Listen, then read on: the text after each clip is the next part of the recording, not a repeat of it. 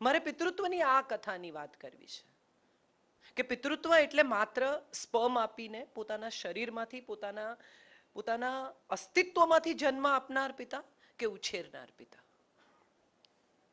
પિતા જે અપબ્રિંગિંગ આપે એવા પણ પિતા હોય છે. દરેક વખતે જરૂરી નથી કે એમનું સંતાન હોય, પણ કેટલીક વાર સંતાન ન હોય એવા બાળકોને પણ એટલું અદ્ભુત અપબ્રિંગિંગ મળે કે એને પોતાના પિતાને ભૂલી જવાની ઈચ્છા થાય અને આને જ પિતા તરીકે યાદ રાખવાની ઈચ્છા થાય. અને એનો સૌથી મોટો દાખલો આપણી પાસે છે નંદ બાબા. કૃષ્ણએ કોઈ દિવસ પોતાના પિતા તરીકે બીજા કોઈને મેન્શન પણ કર્યા હોય એવું આપણને યાદ નથી. અને સાહેબ, યશોદા માં અને યશોદાએ પારકાના બાળકને ઉછેર્યું ને યશોદા ને દેવકીની કથાઓ, કોઈએ કોઈ દિવસ નંદનું કોન્ટ્રીબ્યુશન તો યાદ જ કર્યું નથી. કોઈએ કોઈ દિવસ એવું વિચાર્યું જ નહીં કે જ્યારે કૃષ્ણ ગયા ત્યારે યશોદા રડ્યા અને ફલાણું થયું ને એમને દુઃખ થયું ને એમને વિરહ થયો. નંદની હાલત પણ દશરથથી જરાય સારી નહીં હોય. એને માટે પણ આ દીકરો એટલો જ ઇમ્પોર્ટન્ટ હતો જેટલો મા માટે હતો. લોક કથાઓમાં, લોક વાર્તાઓમાં એક બહુ જ સુંદર ભજન છે, તમે રે નંદજી ગોકુળ સંચરો, ઉતરવો છે જમુનાજીનો ઘાટ જો. આ આમ આદિવાસી લોકો, ડાંગના આદિવાસી લોકો આ ભજનને જુદા ઢાળમાં ગાય છે. પણ આ ભજન બહુ ઇન્ટરેસ્ટિંગ એટલા માટે છે કે નંદ એને છેક યમુનાના ઘાટ સુધી વળાવવા જાય છે ને પછી કૃષ્ણ કહે છે કે હવે પાછા વળી જાઓ, હવે અહીંથી વધારે તમે મારી સાથે નહીં આવી શકો. એ ભજનની એક એક કડી એ હું માનું છું મેન ટુ મેન ટોક છે. It is a son talking to a father. મારી માને નહીં હોય ગોઠતું કે યશોદાજી જોતા હશે વાટ, તમે રે નંદજી ગોકુળ સંચર. બહુ જ સુંદર ભજન છે આ. એક પિતા પુત્રનો સંબંધ બહુ ઓછો અનસંગ સંબંધ છે. જયે બહુ સાચું કહ્યું. દીકરી સાથેના સંબંધમાં આપણે બધા બહુ એકદમ ગદગદ થઈ જઈએ, દીકરી વાલનો દરિયો, દીકરી ફલાણો, દીકરી આમ ને દીકરી તેમ ને. પણ દીકરો ટીનેજ થવા માંડે ને સાહેબ, એટલે ઘરમાં બે પુરુષો થઈ જાય. પછી મેન ટુ મેન હોય. બે પુરુષો એકબીજાની સાથે ડીલ કરે, પછી બાપ દીકરો એકબીજાની સાથે ડીલ નથી કરતા. એક ઈગો શીખી રહેલો દીકરો અને એક ઈગો શીખી ગયેલો બાપ, આ બે જણા સામ સામે ટકરાય. અને એમાં મજાની વાત એ છે કે માં જે પોતાની આખી, એને માટે તો પિતા પણ સેમ છે અને પુત્ર પણ સેમ છે. મોગલે આઝમમાં પૂછે છે, તુમે બેટા ચાહીએ યા સુહાગ? શું જવાબ આપે માં? બહુ બહુ અદ્ભુત લાઈન લખી છે કે નક્કી કર, તને દીકરો જોઈએ છે કે તને you want to live with me? Harilal વખતે પણ ગાંધીએ પૂછ્યું હતું કે તારે જવું હોય તો જઈને રહે. કસ્તુરબાએ કેટલો સુંદર પત્ર લખ્યો છે, તારા સમાચાર મળ્યા કરે છે, જાણીને દુઃખ થાય છે. આ પત્ર કોઈ વાંચે તો સમજાય કે એક માં કેટલી વેદનામાંથી પસાર થાય છે. જે પિતા પોતે અમુક ઉંમરે છેલ બટાઓ, રોમિયો વગેરે વગેરે સિરપાઓ પામી ચૂક્યા હોય, જે પિતા કોલેજમાં લેડી કિલર કહેવાતા હોય, પછીની ઉંમરે પણ ખૂબ દેખાવડા હોય, પાર્ટીમાં જાન હોય, એને ત્યાં દીકરી મોટી થવા માંડે ને સાહેબ, પછી તમે એનું વર્તન જુઓ તો તમને સમજાય. ક્યાં જાય છે? કેટલા વાગે આવીશ? એ કોણ છે? ફાધર ઓફ અ બ્રાઇડ નામની એક બહુ અદ્ભુત ફિલ્મ આવેલી. કોઈ ફિલ્મમાં એવું કશું જ નહોતું જે આપણે નથી જાણતા, પણ એ ફિલ્મે જે રીતે કહેવામાં આવેલી ને, જગતના કોઈ પણ માણસની આંખો ભીની કરી શકે એવી એ ફિલ્મ હતી. એક દીકરી લગ્ન કરવાનું નક્કી કરે છે, પોતાના બોયફ્રેન્ડ લઈને પિતા પાસે આવે છે અને કહે છે કે આ છોકરો છે મારે આની જોડે પરણવું છે. અને પિતાને એ છોકરામાં માત્ર ભૂલો દેખાય છે. એને પૂછે છે કે તું શું કરે છે? તો કે હું સેલ્ફ એમ્પ્લોયડ છું. એટલે ધેટ મીન્સ અનએમ્પ્લોયડ છે. આ પહેલું first conversation between two of them. અને એ પછી દરેક વખતે જેટલી વાર પેલો જમાઈ કંઈ પણ કરવાનો પ્રયત્ન કરે તો પિતા એનાથી બેટર કંઈ કરવાનો પ્રયત્ન કરે, પુરવાર કરવાનો પ્રયત્ન કરે કે હું બેટર છું, હું બેટર છું, હું બેટર છું. અને એક એવી ક્ષણ આવે છે કે જ્યારે માં એને બેસાડીને સમજાવે છે કે તું શું કરે છે સમજે છે. અને એ પછી દીકરીના બર્થડેના દિવસે જમાઈ મિક્સર ભેટ આપે છે દીકરીને. અને દીકરી ભડકે છે એને કે આ મિક્સર કોઈ આપે? મૂર્ખ! પણ એ સલાહ આપે જ આપેલી કે તું એને મિક્સર આપ, બ્લાઇન્ડર આપ, એટલે બ્લેન્ડર. એટલે એ તો હવે જમાઈ તો બેફલ્ડ છે કે આણે કે શું ગમશે એવું બિચારો એ તો ભોળા ભાવે પૂછવા ગયેલો, અને બાપે કહ્યું કે એને બ્લેન્ડર આપ. એટલે પ્રિયતમાને લગ્ન નક્કી થયાની પહેલી બર્થડે પર શું આપે તો કે બ્લેન્ડર. એટલે પેલીનું મગજ ફટક્યું ને પ્રિયતમાએ કકળાટ કર્યો ને પત્નીએ કે આપણે બસ હવે આ તારામાં બુદ્ધિ જ નથી, મારે તારી જોડ નથી પરણવું. અને લગ્ન તોડી નાખ્યા, વીટી બીટી પાછી આપી દીધી. અને પેલો છોકરો એકલો બારમાં બેસીને શરાબ પીએ છે ત્યારે બાપ જાય છે, એની સાથે બેસે છે અને એને કહે છે મારી ભૂલ છે, હું એટલો બધો પોઝેસિવ છું મારી દીકરી વિશે કે એનો પ્રેમ કોઈ બીજો પુરુષ વહેંચી શકે એ મારા માટે કલ્પનાની બહારની વાત છે, પણ હું એવું નહીં કરું, હું આ સેટલ કરીશ. અને ઉત્તમ સિક્વન્સ જો એ ફિલ્મનો કોઈ હોય તો દીકરીના લગ્નની આગલી રાત્રે પિતા બહાર જઈને એ લોકોના બાસ્કેટબોલના મેદાનમાં એકલા બાસ્કેટબોલ પછાડીને રમે છે અને એને દીકરીની આખી જર્ની દેખાય છે, નાનકડી બૂટ પહેરીને ચાલતી, એનાથી મોટી સાયકલ ચલાવતી. ત્યારે સમજાય કે એક પિતા કદાચ બહુ પોઝેસિવ હોય, એક પિતા ખોટી સલાહ પણ આપે, એક પિતા લગ્ન તોડાવી નાખવાની પણ ઈચ્છા કરી શકે, પણ એક પિતા ક્યારેય પિતા મટતો નથી. એની અંદર એક પોઝેસિવ પુરુષ એકવાર જાગી પણ જાય તો પિતા આવીને કહે છે કે ભાઈ પાછલી સીટમાં હું ગાડી ચલાવીશ, પિતા હું છું. પુરુષને પાછળ મોકલવાની કળા આવડે છે પિતાને. આવું મેં હંમેશા જોયું છે. અને તમે જુઓ દરેક વખતે દીકરા સામે હોય, દીકરી સામે હોય, ભલભલા ઇગોઇસ્ટિક બાપને મેં ઘૂંટણિયા ટેકવતા જોયા છે. એટ વન પોઈન્ટ એ માફી માંગી લે, માને એમ થઈ જાય કે તમે શું કરવા માફી માંગો છો, પણ ત્યારે તમને સમજાય કે બરાબર છે આ પુરુષ પાછળ ગયો ને પિતા આગળ આવ્યો. This is how a father is all about. This is what a father is all about. મારે એક બહુ નાનકડો પ્રસંગ મારી પોતાની અંગત જિંદગીનો શેર કરવો છે. મારા પપ્પાને કેન્સર ડિટેક્ટ થયું. શુક્રવારે અમને ખબર પડી ગયેલી કે એમને કેન્સર છે, મને ખબર પડી ગયેલી. પેટ સ્કેન કરવાનું સોમવારે અને તે દિવસે કન્ફર્મ થશે, પણ 4થા સ્ટેજનું પેનક્રિયાઝનું કેન્સર. મારો દોસ્ત ઓન્કોલોજિસ્ટ, એને મેં રિપોર્ટ બતાવ્યા, એણે મારી સામે જોયું ને એને કહ્યું કે you are a brave girl. એટલે હું હસી ને મેં એને કહ્યું, મેં કીધું ટેલ મી નાવ. એટલે એણે મને કહ્યું કે તારી પાસે 6 મહિનાથી ઓછો સમય છે. Very good. હું ઘરે આવી, શનિ રવિના 2 દિવસ મારે અટકીને રહેવાનું, કારણ કે સોમવારે રિપોર્ટ આવે પછી જ હું એમને કહી શકું કે કેન્સર છે. આ 2 દિવસ અમે રાજનીતિ જોવા ગયા, એ જ દિવસોમાં રિલીઝ થયેલી. હું બાપુને લઈને અમે લોકો રજવાડુમાં ખાવા ગયા. સરસ. I tried to make Saturday Sunday as fruitful and as jovial and as happy as I could. મારા તરફથી મેં તમામ પ્રયત્નો કર્યા કે આ શનિ રવિ દરમિયાન પેટ સ્કેન આવો શબ્દ પણ ના આવે. અમે ગાડી લઈને નીકળ્યા સોમવારે સવારે પેટ સ્કેન કરાવવા, અને હું ને મારા પપ્પા 2 જણા, બાપુ કહેતી હું, અમે 2 જણા ગાડીમાં બેઠા હતા અને મારા કાકા હજી બેસવાના હતા. એટલે મારા પપ્પાએ મને કહ્યું કે રિપોર્ટ આવે પછી રડીશ કે હમણાં રડવું છે. હું હજી પણ એ પળ યાદ કરું છું ત્યારે મને સમજાય છે કે તમે કંઈ પણ કરો, જેનો ડીએનએ તમારામાં વહે છે એ તમને નથી ઓળખતા એવું માનવાની ભૂલ ન કરવી. એ બધું જ સમજે છે, એ બધું જ જાણે છે. એનો પ્રયાસ ખાલી એટલો હોય છે કે એ તમારો ભ્રમ અકબંધ રાખે. કારણ કે તમારો ભ્રમ તોડે તો તમને તકલીફ થશે એવી પણ એને ખબર છે.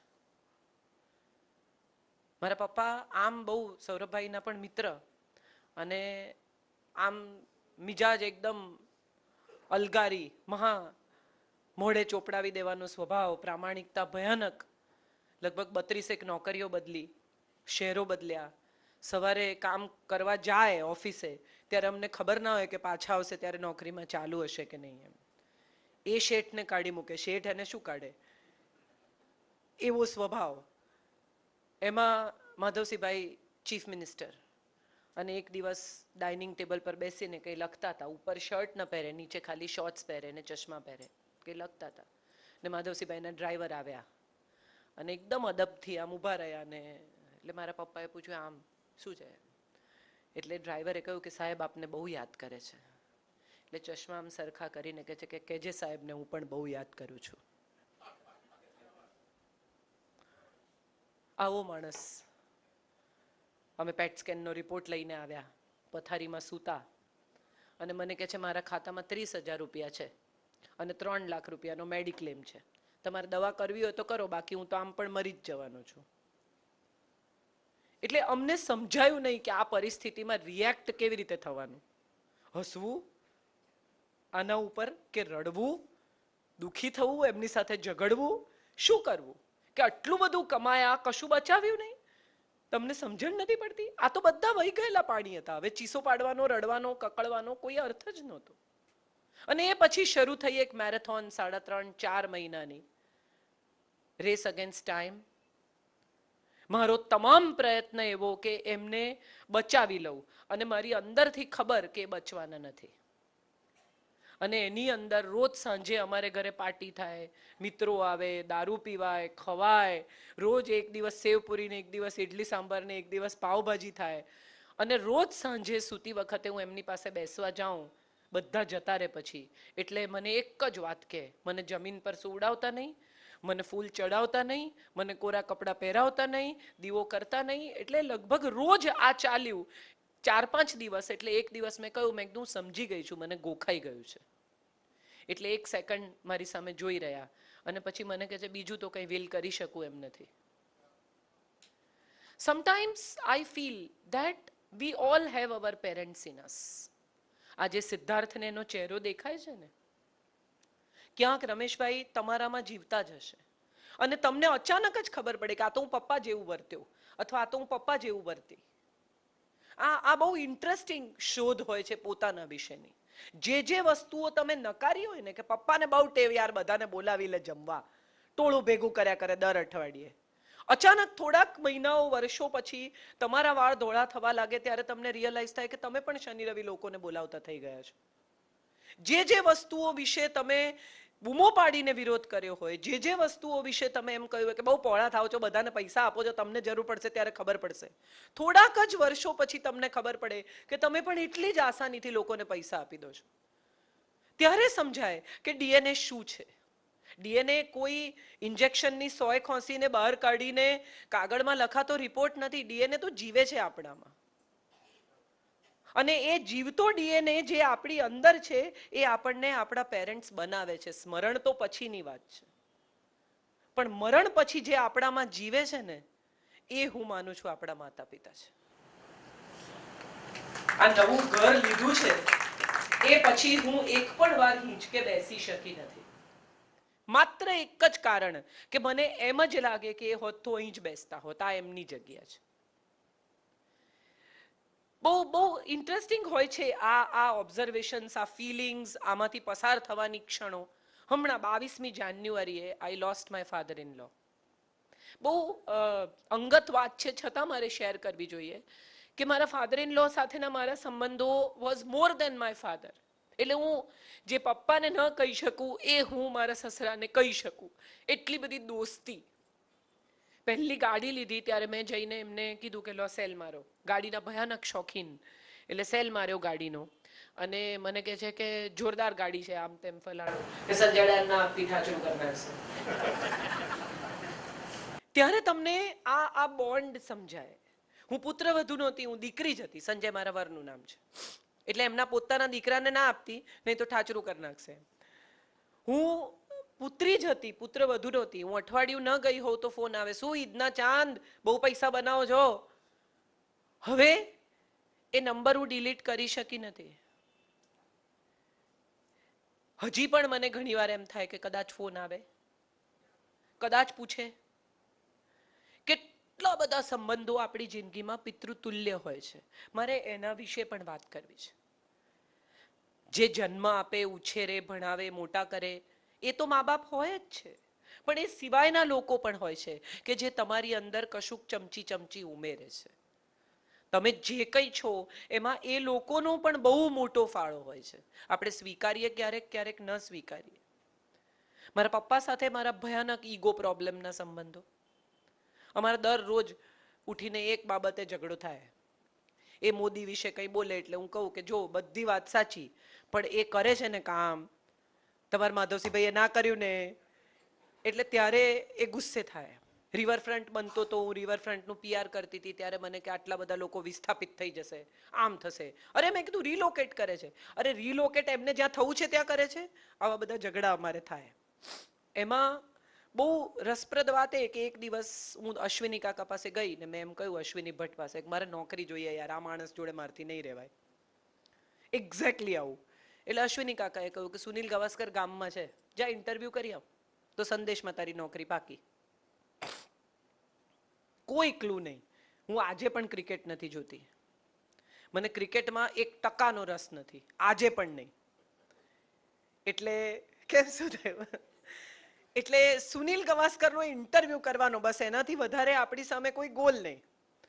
ગમે તેમ કરીને ઇધર ઉધર કરીને ઓળખાણ કાઢીને પહોંચીને, એ વખતે કર્ણાવતી હોટેલ હતી અમદાવાદમાં, ત્યાં બધા ઉતરતા, ત્યાં જઈને સુનિલ ગાવસ્કરને પકડ્યા અને એનો ઇન્ટરવ્યુ કર્યો. ફોટોગ્રાફર પણ લઈ ગઈ દોસ્ત મારો કે તું ભાઈ ફોટા પાડ, આ લોકો તો માનશે નહીં. બધું પૂરું કરીને સાંજે 5, 5:30 વાગે મેં ઇન્ટરવ્યુ લખીને આપ્યો. હવે અશ્વિની કાકાનો વારો. એમણે ગેલી બદલી છેલ્લી ઘડીએ અને સૌથી પહેલી બાયલાઈન પહેલા જ ઇન્ટરવ્યુની કાજલ ઓઝા દ્વારા સવારે શેઠે એમને બોલાવીને તતડાયા, પણ મારી નોકરી થઈ ગઈ. એ પછી 800 રૂપિયા પગાર. દૂરદર્શનમાં અપ્લાય કર્યું, ન્યૂઝ વાંચતી થઈ, ત્યાંથી પૈસા આવે 150 રૂપિયા દર અઠવાડિયે, ચિક્કાર પૈસા આવે. એટલે I started showing it to my father કે મારી પાસે પૈસા છે, મને શું છે, તમને શું, હું વાપરું મારે જેમ વાપરવા એમ, મારે જેમ કરવું એમ કરવું, તમે કોણ? બહુ મજાની વાત એ હતી કે એક દિવસ એમણે મને એવું કહ્યું કે ચલ ને મને થોડા કુર્તા અપાવ ને. એટલે મેં એમને કીધું જાઓ તમે લઈ આવો, તમને તમારી પાસે તો છે પૈસા. કે ના પણ મારે તારા પૈસા લેવા છે. અમે ગયા, એમને માટે કુર્તા લીધા, બધું લીધું, પછી પાછા બહાર નીકળતા હતા. એટલે મેં એમને કહ્યું, મેં કીધું હવે મને એમ સમજાવો કે આ બધું કર્યાનું તાત્પર્ય શું? મેં તો અપાવી દીધા, મારી પાસે પૈસા છે, હું અપાવીશ બી ખરી, પણ તમે આવું કર્યું કેમ? તો કે તને રોજ એવું થાય છે ને કે તાર મારા પૈસા નથી વાપરવા, તો હું તારા વાપરું, મને એવા ઈગો પ્રોબ્લેમ નથી. મને એવા ઈગો પ્રોબ્લેમ નથી, હું તારા પૈસા વાપરું, ચાલ ને ભાઈ આપણે એમ રાખીએ. બહુ બહુ મજાની રિલેશનશિપ મેં માણી છે મારા પિતા સાથે. અને મેં જોયું છે કે એક પિતા જ્યારે મિત્ર થઈ જાય અમુક ઉંમરે, ત્યારે એ તમારી સાથે કેટલું બધું શેર કરે, કેટલું બધું આપી શકે. તથાગત અને મારા પપ્પા 2 જણા પિક્ચર જોવા જાય. Tathagat must have been what 4 years 5 years old. એને લઈને મારા બાપુ પિક્ચર જોવા જાય. પછી હું તથાગતને પૈસા આપું કે કોલ્ડ 5 વર્ષનો કે બાપુને કોલ્ડ કોફી ભાવે છે, તું પીવડાવજે. એટલે તથાગત બહુ જ ઉત્સાહપૂર્વક એમને કે મને પૈસા આપ્યા છે. એટલે બાપુ એને કે મને પણ આપ્યા છે. આ પિતા હોય છે.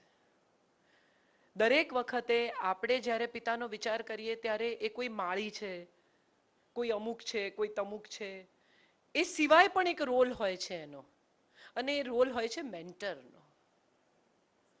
આ મેન્ટરનો રોલ જે પિતા પરફેક્ટલી ભજવે ને, હું માનું છું એમના સંતાનોએ જિંદગીભર ક્યારેય ફરિયાદ કરવી નથી પડતી, અને એમના પિતાએ કોઈ દિવસ એવી ફરિયાદ કરવી નથી પડતી કે મારા સંતાનો કશું કરતા નથી. હેનરી ફોર્ડની એક બહુ જાણીતી કથા છે કે એક હોટેલમાં હેનરી ફોર્ડ નીચે ઉતરે ઇકોનોમી રૂમમાં, ને એનો દીકરો ઉપર સ્વીટમાં રહે. મેનેજર એક દિવસ એને પૂછ્યું કે સાહેબ તમે તો હાવ આવી જગ્યાએ રહો છો, નાના રૂમમાં, અને તમારો છોકરો ઉપર સ્વીટમાં જલસા કરે છે. એટલે હેનરી ફોર્ડે હસીને કહ્યું કે એના બાપનું નામ હેનરી ફોર્ડ છે, મારા બાપનું નામ નથી. મોટા ભાગના પિતા પોતાને પડેલા અભાવ, પોતે કરેલા સંઘર્ષ, પોતે ભોગવેલી તમામ અસુવિધાઓ પોતાના બાળકને યાદ કરાવવામાં કોઈક વિચિત્ર પ્રકારનો સંતોષ લે છે. ખબર નથી શું છે આ, કઈ સાયકોલોજી છે.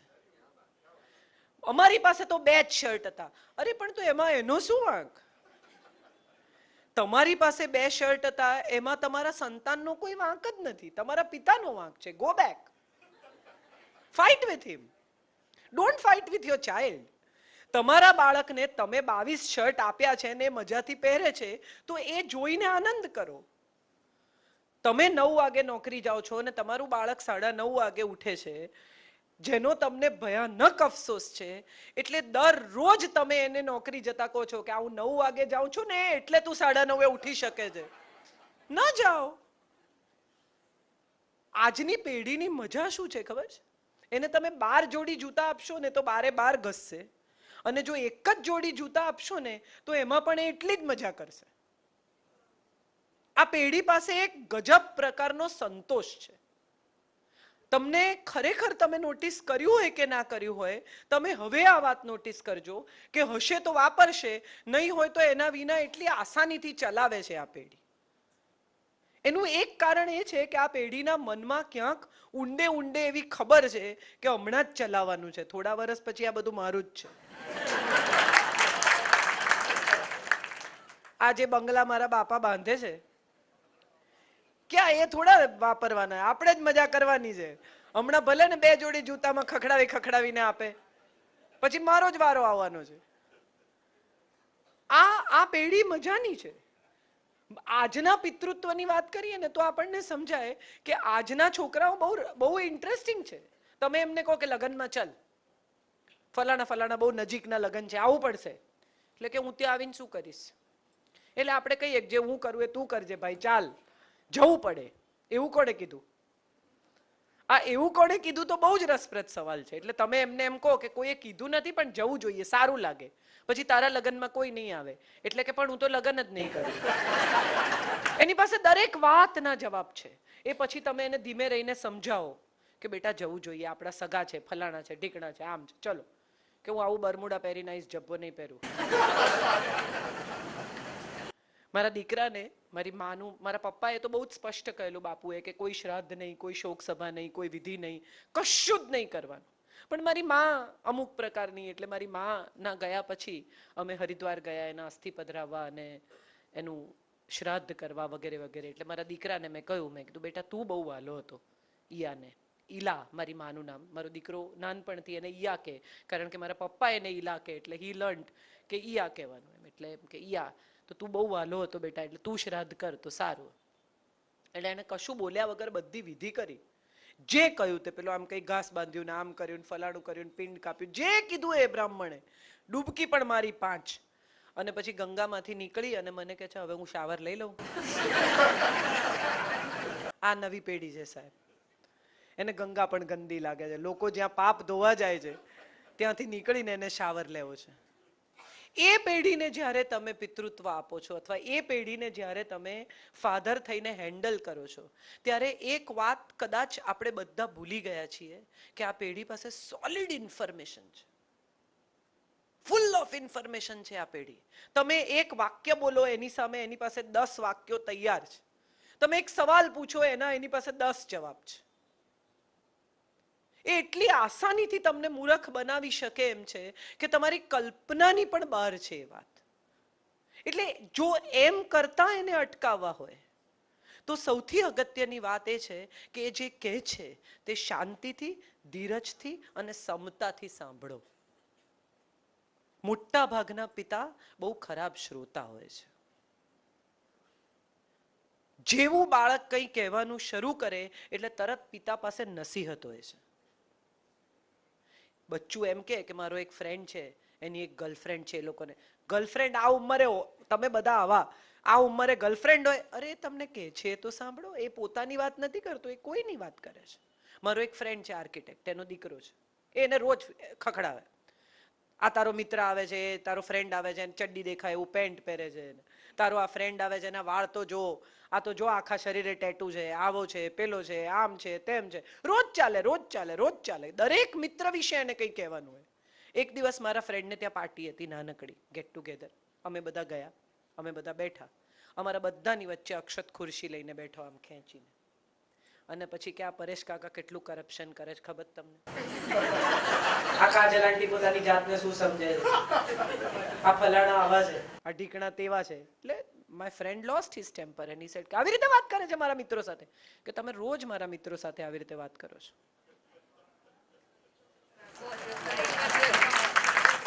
આપણે એમ માની લઈએ છીએ કે એમને સ્વમાન નથી. એક પિતાએ જો સૌથી પહેલા કંઈ કરવાનું હોય ને તો એ સંતાનના સ્વમાનને ઉછેરવાનું છે. અને એમાં ક્યારેય ખખડાવીને તતડાવીને ઉતારી પાડીને ડોબા જેવો છે, અક્કલ વગરનો છે, જિદ્દી છે, ઢોર જેવો છે, આ વાક્યો એટલા સ્વાભાવિક રીતે ગુજરાતી ઘરોમાં વપરાય છે કે આ જ વાક્યો સ્ટોર કરી ફિક્સ ડિપોઝિટની જેમ અને પછી એ છોકરા પિતા પર વાપરે છે. એને બદલે જો એ પિતા કશું બીજું ફિક્સ ડિપોઝિટમાં મૂકે કે બેટા એમ ન કરે તો ન ચાલે, વિચારી જો. એક બહુ સરસ દાખલો તમારી સાથે શેર કરવો છે. હું માં છું, પિતા નથી, છતાંય હું કેવું પિતાની જેમ વર્તી એ મારે બ્રેગ કરવું છે. એકવાર હું ગાડી ચલાવતી હતી, મારો દીકરો મારી બાજુમાં બેઠો હતો, 10 વર્ષનો હશે, અને એક ગાડી આમ કરીને એક મોટરસાયકલ નીકળી ગઈ, યંગ છોકરો. એટલે હું ગાળ બોલી, મારી માં સુરતી છે એટલે પિતાનો જ ડીએનએ નથી મારામાં. સો મારો દીકરો 10 વર્ષનો મારી બાજુમાં બેઠેલો, એને આમ કરીને મારી સામે જોયો ને મને કહ્યું, માં તું ગાળ બોલી. હવે જો હું એમ કહું કે ના હું નથી બોલી તો હું જુઠ્ઠી છું. જો હું એમ કહું કે હા બેટા આઈ એમ સોરી, મારે ના બોલવી જોઈએ, પણ હું બોલી ચૂકી છું, એટલે હું એની નજરમાં નાની થઈશ. ફટાફટ મારા રડાર ખોલ્યા and I thought what will my father do if this is what must have happened with him. એક પિતા કેવી રીતે વર્તે આ સ્થિતિમાં. એટલે મેં એને કહ્યું, તને કોણે કહેવાય, તને કોણે કહ્યું આને ગાળ કહેવાય? ચાલો આપો જવાબ. તને કોણે કહ્યું કે આને ગાળ કહેવાય? હવે મારી પાસે ઇન્ફોર્મેશન આવવાની હતી. એણે કહ્યું કે અમે બાથરૂમમાં જઈએ ને તો મોટા છોકરાઓ અમને પકડીને બોલાવે.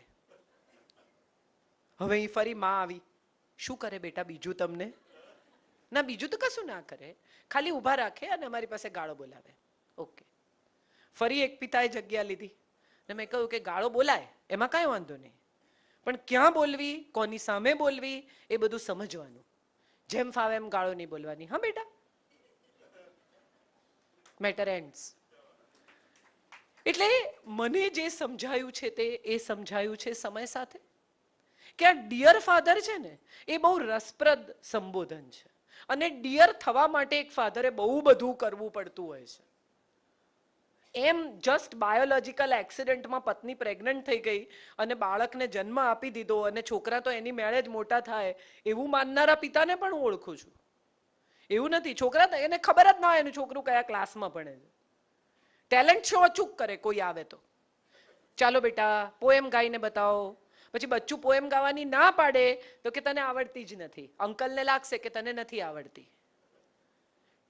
ત્યારે એને જરૂર મજા આવે છે આ ટેલેન્ટ શોની, પણ ખરેખર જ્યારે એનામાં કશું ઉમેરવાનું છે, જ્યારે એને કશું શીખવવાનું છે, જ્યારે એની પાછળ ઊભા રહેવાનું છે, ત્યારે એ પિતા કશુંક ચૂકી જાય છે. આવા પિતામાં હું ધૃતરાષ્ટ્રનું નામ લઉં છું. બહુ વાલો દીકરો સાહેબ. બાળક થતું નહોતું, માંસનો લોચો જન્મ્યો, 100 ઘડામાં ઘીમાં પૂરી રાખ્યા, માંડ માંડ દીકરો જન્મ્યો.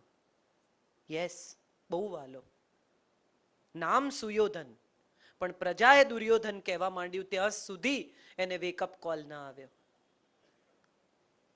કેટલી બધી મોટી આ એ પિતાની ભૂલ કે એણે પોતાના દીકરાને સમયસર એક તમાચો ના માર્યો.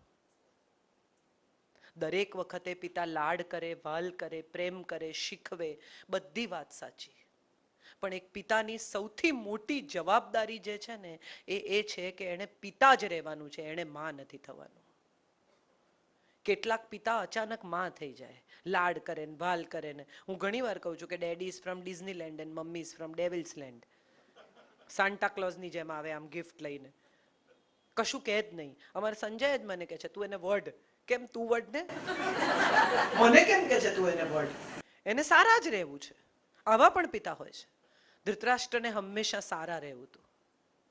એને હંમેશા સંતાનોનો પ્રેમ જોઈતો હતો, એને હંમેશા સંતાનોનો આદર જોઈતો હતો. એને લાગતું હતું કે હું જો જરાક પણ ખરાબ વર્તન કરીશ તો મારા છોકરાઓ મારા હાથમાંથી નીકળી જશે. તમે વિચાર કરો કે જેને રાષ્ટ્રપિતા કયા એવા માણસનો દીકરો એની વિરુદ્ધ થઈ ગયો. આખો દેશ જેને પિતા માનતો હતો એને જ એના દીકરાએ ના સાંભળ્યો. જેણે પ્રેમની મૂરત બનાવી, વર્લ્ડ ફેમસ મોન્યુમેન્ટ તાજમહેલ, એનો દીકરો ઔરંગઝેબ પોતાના જ ભાઈઓને મારી નાખ્યા. ભાઈઓ માટે પણ પ્રેમ ના રહ્યો. જેણે પ્રેમની મૂર્તિ બનાવી એ પોતાના સંતાનમાં પ્રેમ ન રેડી શક્યો. કૃષ્ણનો દીકરો સાંબ, સત્યભામાનો દીકરો, એટલો બધો વાલો કે સાંબને કશું કહ્યું જ નહીં. અને એક દિવસ એવો આવ્યો કે જ્યારે સાંબ અને બીજા યાદવો દારૂ પીને દુર્વાસા પાસે ગયા અને દુર્વાસાની પાસે જઈને સાંબ સ્ત્રી વેશે દુર્વાસાને પૂછે છે કે આના પેટમાં બાળક છે, શું અવતરશે? અને ત્યારે દુર્વાસા શાપ આપે છે કે એને મૂષળ અવતરશે અને એ મૂષળે યાદવોનો નાશ થશે. કૃષ્ણનો દીકરો કારણ છે યાદવોના નાશનો. પિતાએ એટલા લાડ કર્યા, એટલો પ્રેમ કર્યો, કારણ કે સત્યભામા એટલા પ્રિય હતા અને પ્રિય પત્નીનો પ્રિય પુત્ર એને કશું કહેવાનું જ નહીં, માટે કદાચ આ સ્થિતિ આવી.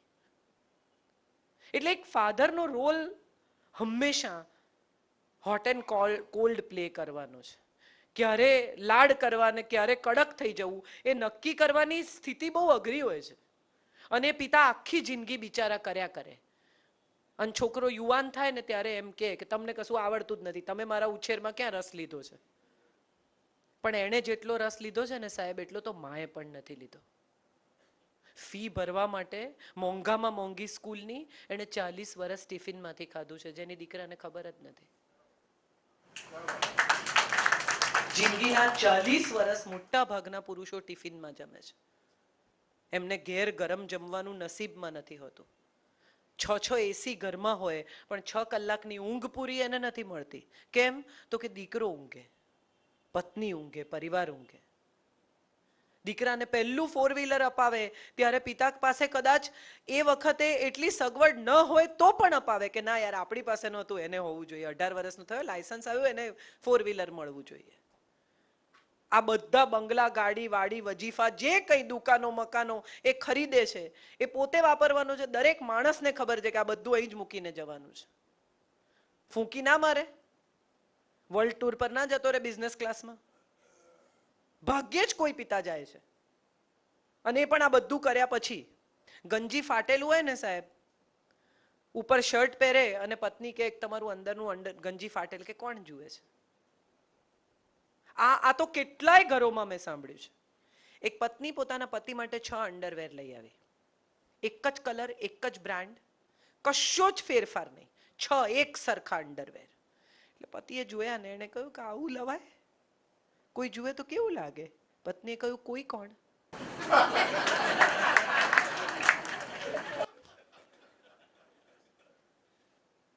એટલે એક માં છે ને એ એક પત્ની પણ હોય છે, પણ એક પિતા તમે જુઓ, એ જે ક્ષણે પિતા બને ને એ પછી એ પતિ, પુરુષ બધું જ ઘટતું જાય છે, ડેપ્રિસિએશન આવી જાય એના બાકીની બધી ઈચ્છાઓમાં. અને મેં એવા કેટલા પિતાઓ જોયા છે કે જે પૈસો પૈસો પૈસો પૈસો પૈસો બચાવીને દીકરા માટે એટલું મોટું એમ્પાયર ઊભું કરે. અમિતાભ બચ્ચન હજી કામ કરે છે. એમણે કહ્યું ને, જીતેન્દ્ર કરતા અમિતાભ જરાક દુઃખી જ છે, કારણ કે અભિષેકને કામ કરવું જ નથી. એ હજી પણ નવરત્ન તેલની એડ કરે છે. કેમ? કે પૈસા આવે. હજી પૈસા મૂકી જાઉં, હજી મારા 5 બંગલા તમારી પાસે મુંબઈ ગામમાં જૂ સ્કીમમાં હોય, હવે આનાથી વધારે તો શું મૂકી જશો તમે? અને સાહેબ એક છેલ્લી વાત કરીને મારી વાત પૂરી કરું. જે બાળકને હાથમાં લઈને એક પુરુષ પિતા બને છે ને, એ જ બાળક, એ જ પુત્ર છેલ્લે એને અગ્નિદાહ આપે ને એવું પણ પિતા ઈચ્છે છે. જેને ઉછેર્યા, જેને મોટા કર્યા, જેને ચાલતા શીખવ્યું, જેને બોલતા શીખવ્યું, જેને કમાતા શીખવ્યું, જેને જીવતા શીખવ્યું, જેને લડતા શીખવ્યું, જેને ટકતા શીખવ્યું, જેને સફળ થતા શીખવ્યું, એ બધું કર્યા પછી એક પિતા એવું ઈચ્છે કે હું મૃત્યુ પામું ને ત્યારે મારું બાળક, મારો દીકરો, મારું સંતાન, મારું ડીએનએ જ મને આગ આપે. બહુ સરસ લાઈન લખી છે, તેરા અપના ખૂન હી એક દિન તુજકો આગ લગાએગા. અને આ ગર્વની વાત છે, એક પિતા માટે આનંદની વાત છે કે દીકરો અગ્નિદાહ આપે. આનાથી વધારે મોટું સુખ કદાચ કોઈ પિતા માટે બીજું કોઈ નહીં હોય. આપણી પાસે કેટલા દાખલા છે. દ્રોણ અશ્વત્થામા, કૃપાચાર્યનો દીકરો, સામ, હરિલાલ, ઔરંગઝેબ, કેવા કેવા નામો આપણે પિતા પુત્રના નામે લઈ શકીએ. અને આ બધા નામોની અંદર એક જ વાત સૌથી અગત્યની છે, અને એ છે પિતાના મૃત્યુ વખતે પુત્રની ગેરહાજરી. કૃષ્ણ ગુજરી ગયા ત્યારે સાંબ નહોતો, દ્રોણાચાર્યનું મૃત્યુ થયું ત્યારે અશ્વત્થામા નહોતો, ધૃતરાષ્ટ્રનું મૃત્યુ થયું ત્યારે દુર્યોધન તો જીવતો જ નહોતો. મહાભારતમાં એક સવાલ પૂછે છે યક્ષ. યક્ષ પ્રશ્નની આખી કથા કહેવાનો અર્થ નથી, પણ એક સવાલ યક્ષ પૂછે છે કે આ દુનિયાનું સૌથી વજનદાર, સૌથી મોટું વજન, સૌથી મોટો ભાર શું છે? અને ત્યારે યુધિષ્ઠિર જવાબ આપે છે કે પિતાના ખભે પુત્રની લાશ એ સૌથી વજનદાર ચીજ છે.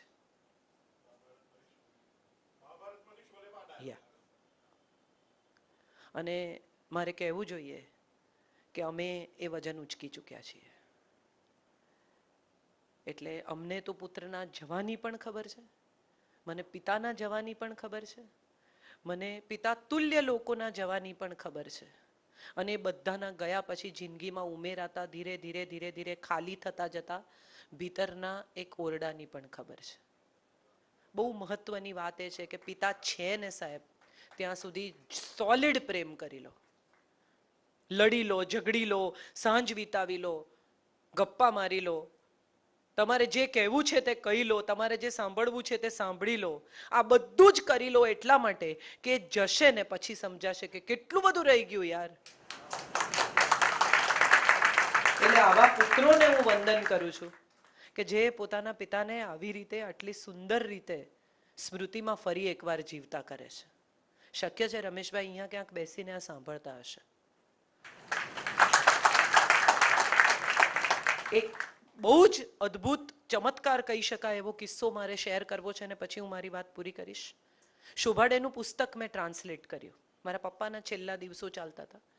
તારીખ આગળ પાછળ થયા કરે, પણ એ દર વખતે એમ કે આના વિમોચનમાં મારે આવવું છે. આ શોભાડે સાથે તું શેર કરે ને સ્ટેજ ત્યારે મારે આવવું છે. હું વ્હીલચેરમાં બેસીને આવીશ પણ આવીશ. એ ગુજરી ગયા પછી આ પ્રસંગ બન્યો. હકડે ઠઠ હોલ, ટાઉન હોલ, લોકો ઉભેલા, આઈલમાં લોકો ઉભેલા, વચ્ચે લોકો બેઠેલા. મારી માની બાજુની પહેલી રોની સીટ ખાલી રહી ગઈ તે રહી જ ગઈ. આને તમે જે કહેવું હોય તે કહી શકો. આટલા બધા મોટા મોટા લોકો હાજર હતા પણ કોઈ એ સીટ પર આવીને બેઠું નહીં. એ સીટ ખાલી જ રહી ગઈ અને સ્ટેજ પરથી કોન્સ્ટન્ટ મને ખાલી સીટ દેખાતી રહી અને ત્યારે મને સમજાયું કે સીટ ખાલી થઈ ગઈ સાહેબ. એટલે સીટ ખાલી થઈ જાય ને એ પહેલા ભરેલી સીટમાં પ્રેમ કરી લો. તકતીઓ મુકાવાથી કંઈ નહીં થાય. જે પાયાનો પથ્થર છે ને એને પૂર્ણપણે ભૂમિપૂજનની જેમ પૂજી લો, પછી તકતીઓ મુકાવાથી કશું નહીં થાય.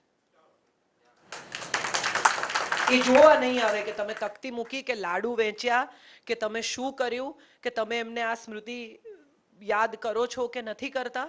એ છે ત્યાં સુધી એમને એટલો પ્રેમ કરો કે તમને પ્રેમ કર્યાનો સંતોષ થાય અને એમને પ્રેમ પામ્યાનો સંતોષ થાય. અને હું માનું છું કે હું આ કરી શકી છું, માટે મને બહુ જ સંતોષ છે. હું મારા પિતાને મિસ કરું છું, પણ મને કોઈ દિવસ એવું નથી લાગ્યું કે હું એમને એ નથી આપી શકી જે મારે એમને આપવું જોઈએ. મારા સસરા માટે પણ મને અત્યંત સંતોષ છે કે સમય, સ્નેહ, જે રીતે હું એમને જે આપી શકતી હતી એ બધું આપી દીધું છે. અમારો લેવડ દેવડનો કિસ્સો પૂરો થઈ ગયો છે. અમારા ખાતા 0-0માં છે. અને હું એવું માનું છું કે આ ડિયર ફાધરનું જે ખાતું છે ને એ 0-0માં પૂરું કરવું.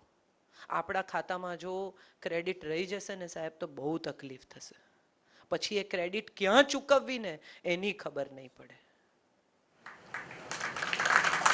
આપ સૌને મારા પ્રણામ. Thank you so much. આપ ખૂબ શાંતિથી, ખૂબ ધીરજથી અને ખૂબ સ્નેહથી મારી વાત સાંભળતા રહ્યા એ બદલ આપ સૌની આભારી છું.